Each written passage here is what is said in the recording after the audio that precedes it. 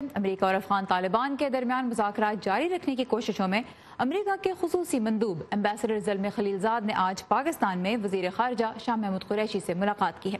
دفتر خارجہ کے مطابق اس ملاقات میں ایمبیسڈر خلیلزاد نے افغان امن عمل سے متعلق خطے کے دیگر سٹیک ہولڈرز کے ساتھ اب تک ہونے والی بات چیت سے وزیر خارجہ کو آگاہ کیا، جبکہ پاکستان نے ایک بار پھر اس امر کی یقین دہانی کرائی کہ وہ اس عمل میں حمایت جاری رکھے گا۔ اس سے پہلے گزشتہ روز ایمبیسڈر خلیلزاد اور پاکستان کی سیکرٹری خارجہ تہمینہ جنجوعہ نے بھی وفود کی سطح پہ بات چیت کی، جس میں ابوظہبی میں طالبان کے ساتھ مذاکرات کے تیسرے دور کے بعد کی پیش رفت پہ غور کیا گیا۔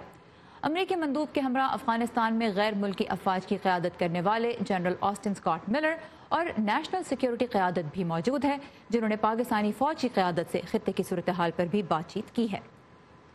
اب پاکستان میں اس وقت تقریباً 15 لاکھ رجسٹرڈ افغان مہاجرین بھی موجود ہیں۔ آئیے جانتے ہیں کہ وہ طالبان کے ساتھ مفاہمت کی کوششوں کے بارے میں کیا سوچ رہے ہیں۔ اگر یہ مذاکرات کامیاب ہو جائے تو الحمدللہ یہ بہت اچھی بات ہوگا۔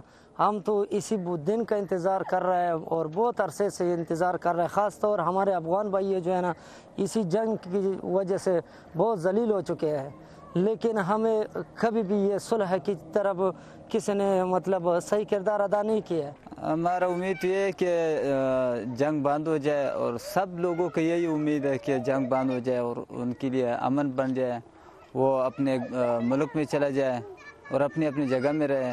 یہ تو سب کے لیے خوشی کی بات ہے۔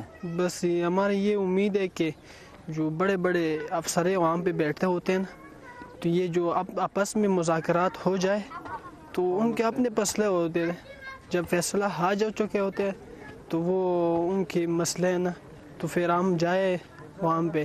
اگر امن نہیں آئے نا تو پھر ہم پاکستان میں رہنا چاہیے۔ ٹرمپ انتظامیہ افغانستان میں مذاکرات کے عمل کو آگے بڑھانے کی کوشش کر رہی ہے، کیونکہ امریکہ اور طالبان کے درمیان اس وقت میدان جنگ میں کوئی جیت نہیں پا رہا۔ امریکہ کے سابق قائم مقام نمائندہ خصوصی برائے پاکستان اور افغانستان جیرڈ بلینک کہتے ہیں کہ ایسے میں اگر وائٹ ہاؤس وہاں فوجیوں کی تعداد میں کوئی کمی لاتا ہے تب بھی طالبان پر دباؤ کم نہیں ہوگا۔ 7,000 فوجیوں کے ہوتے ہوئے بھی امریکہ طالبان قیادت کو نشانہ بنانے کی اہلیت رکھتا ہے، اور امریکہ کی جانب سے کابل حکومت کے استحکام کی مکمل ضمانت بھی دی گئی ہے، اور مزید یہ کہ طالبان کا بنیادی مقصد افغانستان سے امریکی فوج کا انخلا ہے، چاہے وہ 7,000 ہوں، 1,000 ہوں یا 500۔ جب تک امریکی فوج وہاں موجود ہے طالبان اپنا مقصد حاصل کرنے میں ناکام رہیں گے۔ تو میرے خیال میں امریکی فوجیوں کی تعداد ان مذاکرات کے لیے زیادہ معنی نہیں رکھتی۔ US troops on the ground in Afghanistan is really not that relevant to these negotiations.